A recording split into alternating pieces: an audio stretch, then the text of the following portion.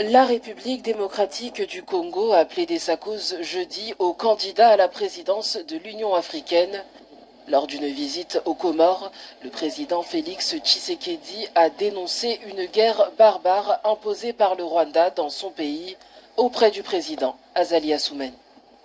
On a passé en revue tous les conflits qui sont en Afrique. Bon, on ne peut pas ne pas parler du problème des Grands Lacs, donc on en a parlé, mais aussi, comme il est venu aux Comores, on a parlé aussi dans le cadre de la somme bilatérale, comment on peut renforcer ces relations, surtout dans le dire que nous avons les Comores émergents d'ici 2030, comment le Congo peut nous accompagner. J'ai quand même saisi cette occasion, cette tribune, pour parler de mon pays et de cette guerre injuste et barbare que nous impose le Rwanda.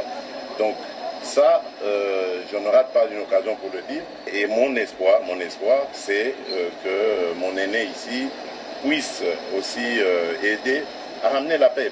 Depuis la résurgescence fin 2021 de l'ancienne rébellion Tutsi du M23, les tensions sont vives entre Kinshasa et Kigali.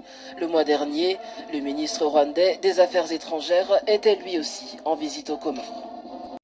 Mbote mbote bandeko nyonso ya Info Sans Fil TV nakanisi boyoki bino nyonso penza maloba oyo papa mokonzi Félix Tshisekedi auti koloba na mboka ya Comore bandeko na ngai esali pasi pe mawa komona papa mokonzi na biso ye moko Félix Tshisekedi kokende na mboka oyo Comore kokende na mboka oyo Comore kokende komikitisa kokende kobenga oyo kulutu na ngai ndenge moko azalaka kobenga Kagame oyo Kagame frère na ye baza ba frère et tout ndenge moko akesu kobenga mokonzi ya mboka ya Comore kuna ke kulutu na ngai ake ko plaider cause ya RDC devant ba Comorien bandeko na ngai bato wana nyonso nde boza komona Afrique wana ntango bazoloba ke tosangani main dans la main nini ezali kaka po bango nyonso baya koprofite na babiloko oyo ezali na Congo mutu moko te aza na langage moko franc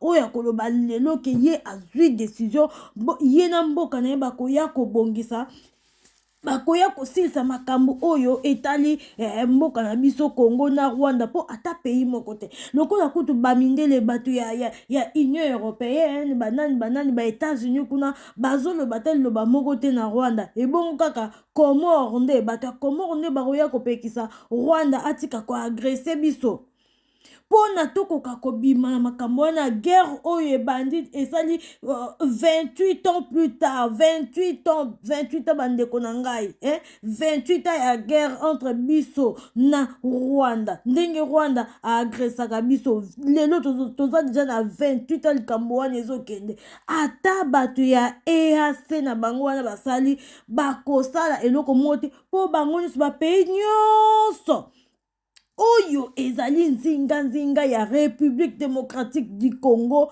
bazalaka kaka na besoin ya koagrese biso balingaka biso te bayokelaka biso na yebi te motema likunya oubien bazalaka na complot moko boye oyo bango basalaka pona kaka bango nyonso bakoka kozala na memise na kati ya mboka Congo ezali complot oyo ezali na monde entier bandeko na ngai lelo bazoloba ministre ya Ukraine akendaki kuna na Congo ministre ya Ukraine akendaki na Congo kosala nini ministre ya Ukraine bazoluka tokoma kokolabore oyo ezali ministre Ukraine soki bake kuna na Congo eza derrière Ukraine bandeko na ngai ezali nini Union Européenne derrière Ukraine ezali Union Européenne nde batindi bango lokola bango baza na situation ya guerre na mikolo oyo na mboka oyo bino moko boyebi po lokola YouTube bakombo wana ya makambo banini azolinga ngo penza te bandeko na ngai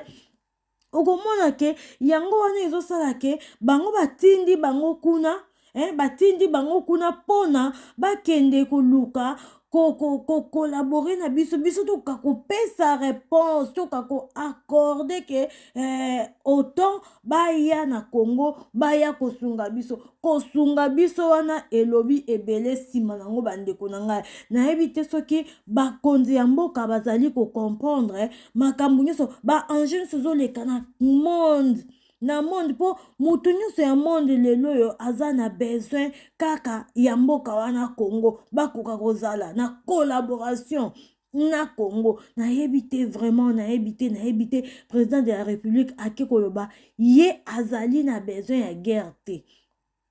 Toboyi te bandeko na ngai, guerre ezalaka likambo ya esengo te. Guerre ezali likambo ya esengo te. Na kati ya guerre bato bazokufa, mais na Congo wana, na Goma, na este wana bato bakufaka mikolo na mikolo. Nayebisi bino boye 28 yango bato baza kokufa, bazokufa lelo. Bana bato mosusu bazangi bandako na bango mpo bandako ekufi, bakimi bandako na bango bakomi kolala libanda. Bana mosusu bakendaka lisusu classe te mpo moyen bakota baklasse eza te. Monguna aatake bakote wana nyonso, monguna aatake bandeko na ngai. Lokola monguna azoko atake oyo nyonso baasociation nyonso salaki MONUSCO soki nini banini na bango wana nyonso oyo bakreaki ezokende kaka na banégociation ezobenda bambula tina ndenge tokomi na 28 ans lelo. Likambo nini yango esilaka te, guerre nini yango esilaka te oyo Kagame akangama na mboka Congo wana bongo. Kagame depa kotaki bokonzi na ye alingi kaka azala na memise na Congo kuna. Soki biso moko bana mboka Congo, soki mokonzi oya biso ya Congo atelemi te azwa ba décision, bakoka kozwa ba décision moko ferme pona kosukisa Kagame. En tout cas eloko moko kosalama te. Tango bango baza kokende koluka kaka bato ya libanda mpo baya kotia biso maboko.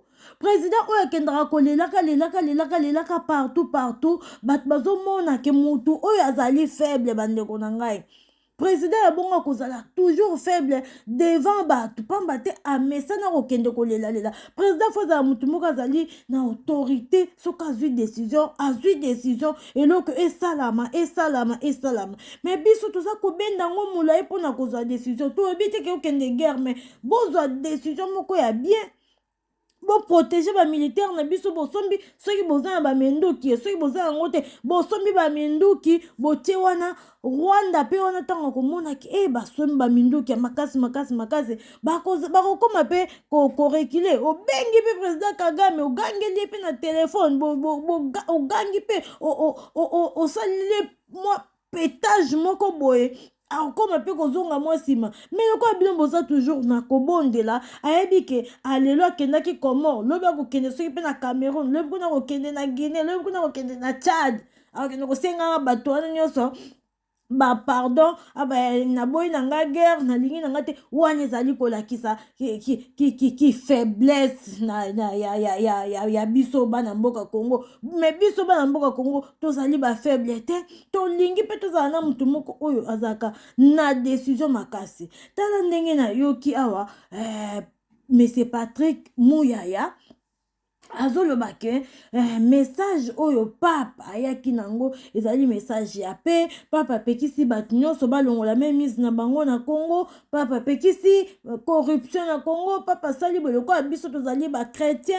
Il faut donc message wana eza en bref makambo ye alobi eza kolakisa ke donc tozali Patrick oyo azali ministre ya communication na RDC azoloba na biso peuple congolais po aleki na epai ya na boso na politique azolobela biso peuple congolais que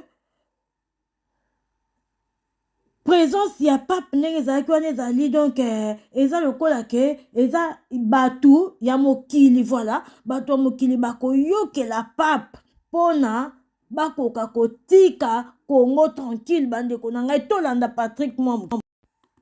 Ngai ya nonange ezalaki ka moko l'air yo kendaka église okendaka koluka nini. Papa ayeli biso la bonne nouvelle. Il nous a parlé. Il nous a amené un message suivant la thématique générale, tous réconciliés en Jésus-Christ. À la fois des paroles des raffermissements, à la fois des paroles des responsabilités. Oh, il y a biso vis-à-vis ya mboka na biso. Il a utilisé des métaphores. Il y a liboso quand il parlait à la classe politique, n'a parlé de la nation. Il a parlé des diamants. Ndeko Israël talangana misu, oza diamant. Yoza diamant, ngana za diamant. A côté pe na composition pe na fonctionnement chimique nango. Obi ke diamant ezaka nango omona nango mukie, mais c'est tellement dur à casser les diamants. Apesi à limboli. Obiso bo sali réseau à ba diamant. Yoza diamant, ngana za diamant. A côté pe na composition pe na fonctionnement chimique nango. Obi ke diamant ezaka nango omona nango mukie, mais c'est tellement dur à casser les diamants. Apesi à limboli. Obiso bo sali réseau à ba diamant. Et sali graphite et pesi ba rayon bo et pesi boye. Pour vanter les vertus, oye moko papa lobi, la chimie de l'ensemble. Ozomona, quand il parlait aux hommes politiques, non seulement qu'il a demandé Nabadongolomi Swalibanda, retirez vos mains de la RDC, retirez vos mains de l'Afrique.